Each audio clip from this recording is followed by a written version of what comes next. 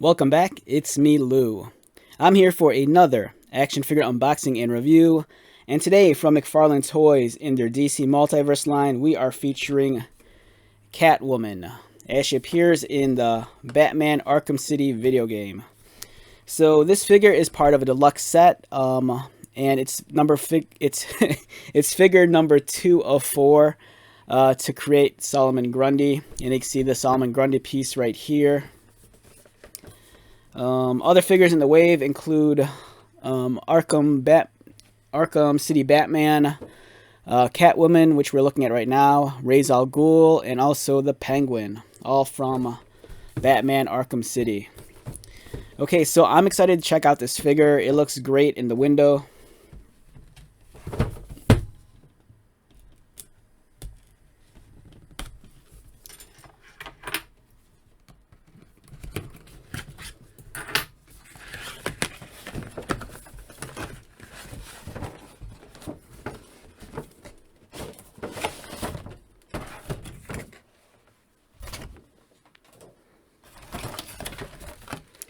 And don't forget, you get your trading card and also the display stand right there.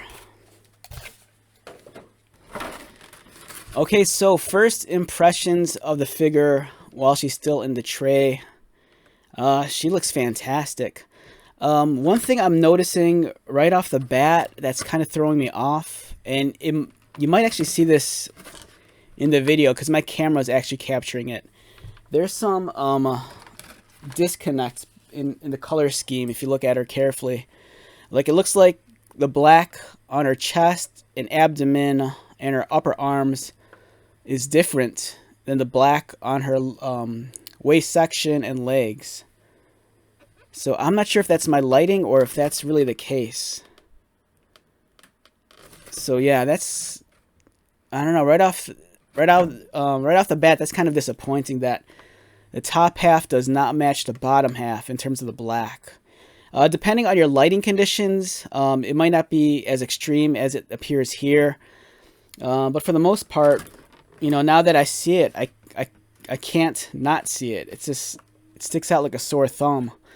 It almost looks like she's wearing high-waisted pants that are gray, and she has a black top. So yeah, I mean, it might just be my figure, but yeah, there's definitely a disconnect in terms of the colors. So it's very black on her upper torso, and then her waist section and legs, it's almost like a dark gray, which is weird. She also comes with her whip accessory right there. And let's take out the figure. That's what I'm really interested in.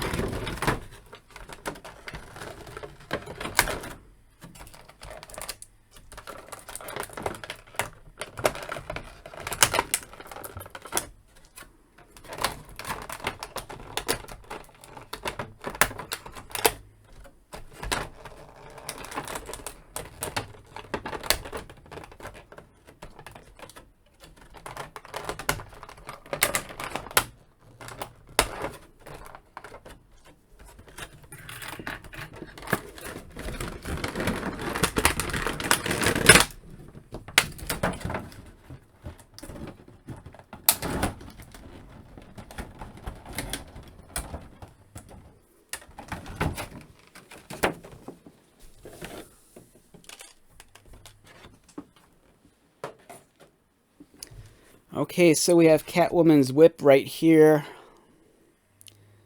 Well sculpted, and it appears it's kind of like shaped in almost kind of like this S-like manner. I'm not sure if you can necessarily straighten it out, but it feels like it just naturally wants to curl like into this shape. So just a word of caution about straightening this out. You know, you don't want to straighten it out too much at the handle because it might stress it out or it might break. I would suggest that if you want to reshape this, you know, just submerge it in hot water and then kind of, you know, shaping out the whip how you'd like, and submerge it under cold water, and hopefully it'll reset the plastic and it'll kind of stay kind of in that shape that you want, but that's not a guarantee. So yeah, just a word of advice, you know, it kind of already comes pre-curled, looking like this. And now let's take a look at the figure. So I'm not sure if this is a result of the figure being in the package or if it's how it's sculpted, but one of my ears on her head's kind of folded downward. And I don't know if that's how it's supposed to be or if that's just a result of the figure being packaged in that plastic tray. And likewise, her collar is kind of folding over a little bit too much on one side.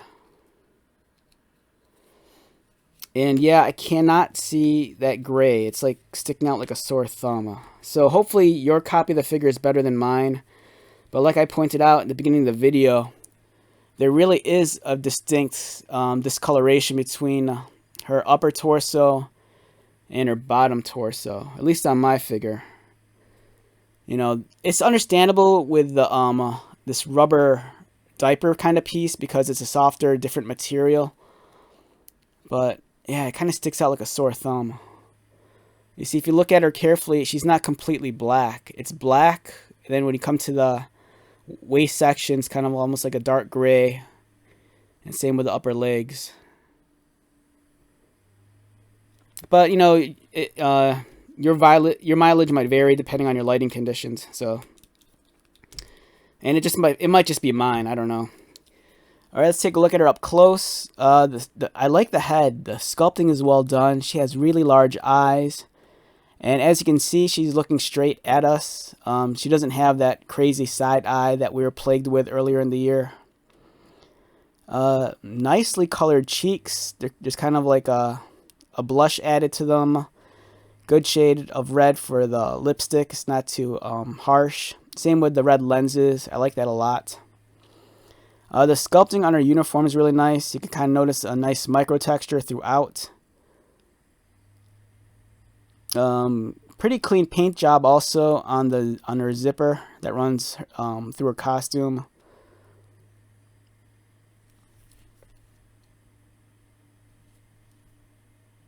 My camera does not want to focus on her back. All right, there we go.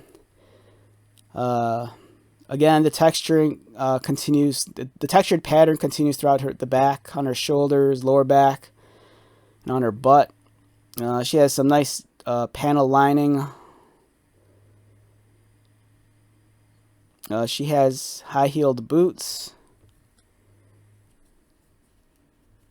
And if you're curious, this figure stands in at about a little over 6 3/4, almost 7 with the ears.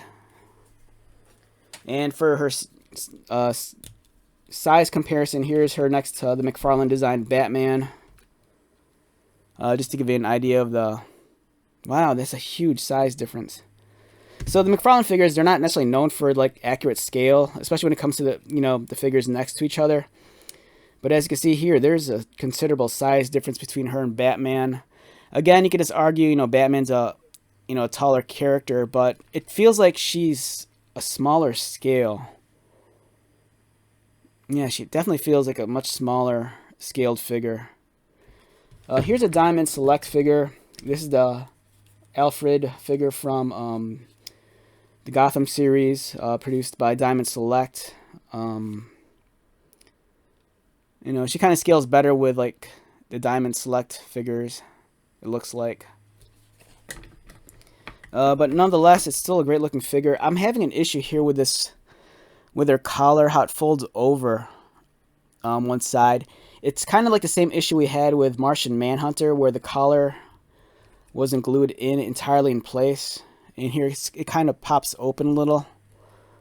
Ideally you'd want the collar out like this, but one side insists on folding over, covering up her pendant on her neck.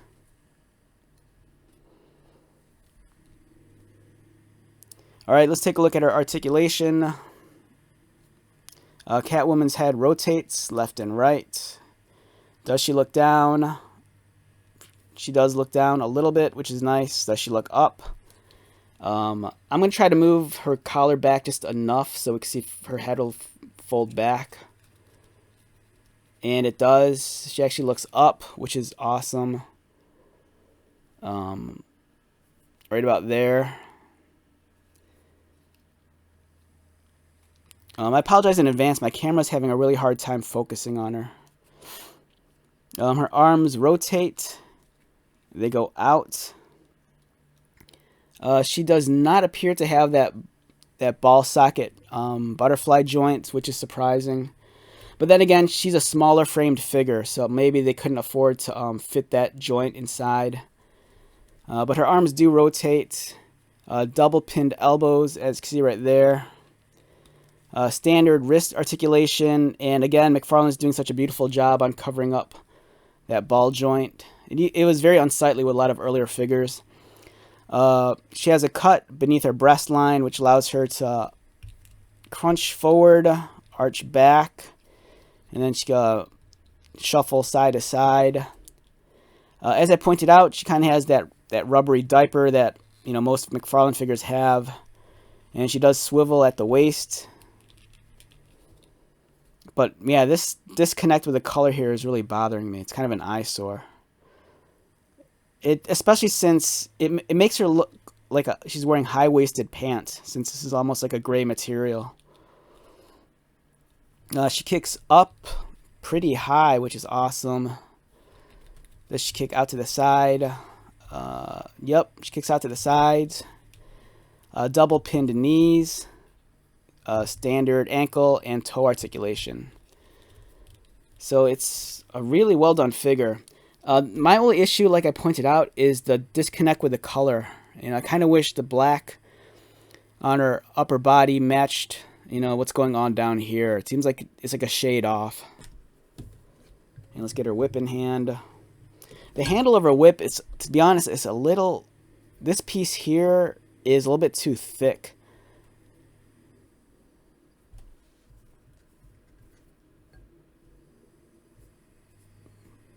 It's almost, or it is me being bad, but when I first saw this, I'm like, this isn't, it looks like a whip up until you get to this point. And then my first thought was, man, that's like a slimmed down fleshlight. But I don't know, that's just me. She can hold it well.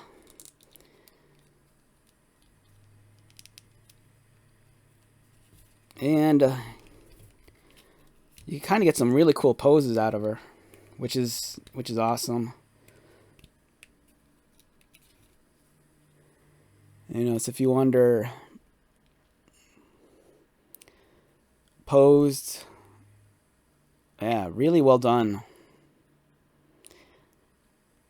But like I said, this bothers me. The color of her lower torso against her top, it doesn't match. But then again, your lighting conditions might not be as extreme as this. So under your natural lighting, it might actually blend in well together. But on mine, it's just kind of sticking out like a sore thumb. So yeah, really beautiful figure. I like this a lot. She looks awesome. And just for the hell of it, this is something I showed off, I think, a month ago. When they made the announcement that they were releasing this figure. It's crazy how fast McFarlane figures come to retail, against their day of announcement. It didn't seem like that long ago when they announced the Arkham City figures, and now it's like, man, they're already here. But here's another version of Arkham City Catwoman. This one was done by DC Direct back in I think this was a 27. I want to say 2017. I can't find a date on here. So this figure might have came out, or might be older than that. But yeah, here's a different version, sculpted. It represents the same character from the same video game, but this is the DC Direct version. And as you can see, she comes with the Cat of Nine Tails, and then her whip's on her side. The McFarlane figure is definitely an improvement, especially in the face. This one has more cleavage, and it's more pronounced if you're into that. Which I have to admit, I kind of like that more. So yeah, great looking figure. The McFarlane one's definitely, I think, worth a purchase. Especially since the only Catwoman figure we've gotten so far were the Zoe Kravitz from the live-action Batman movie. I think there were like two versions of that. There was the masked head, and I think there might have been two unmasked versions. I think there was a fully unmasked head, and then there was I think there was another unmasked head where it was like halfway off, I think. But regardless, I think this is worth the purchase. You know, I think it's a matter of time before we get like comic book Catwoman, and current comic book Catwoman, her costume kind of resembles this anyways. So, beautiful figure. On a scale of 1 to 10, for me, my first thought is an 8. The things that bother me is that the limited articulation in the shoulders. You know, I'm kind of spoiled by McFarlane with that extra joint on the shoulders. And on my figure, the disconnect with the color on the lower waist with the top kind of bothers me also. So, yeah, either anywhere between an 8 and 8.5. That's what I'm going to say. All right, so let's wrap this one up. Once again, my name is Lou. If you are new to my channel, welcome. If you're a returning viewer or subscriber, thank you so much for your continued support. I greatly appreciate it. So until the next video, be safe, take care of yourself, buy lots of toys, and most importantly, be happy. And I'll see you at the next one. All right, later.